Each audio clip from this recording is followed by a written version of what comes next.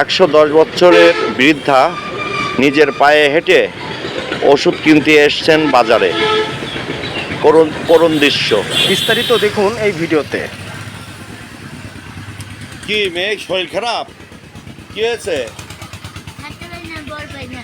কিছু খাবা? খাবা কিছু? না। কোথায় যাবা?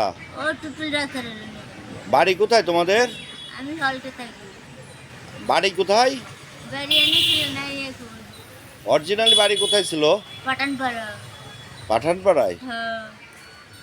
সব বেশি কিনে খাইতে পাখি। হ্যাঁ মরছে। বাপের বেশি কেউ মেরেছে? ছেলে পিলে নাই? আমরা দুই বোন। আপনার ছেলে পিলে নাই? আমার এক বেটা। সে কি করে এখন? বাড়ি নাই সে? সে কাম করে না। তার পেটের ভাত সে খায়।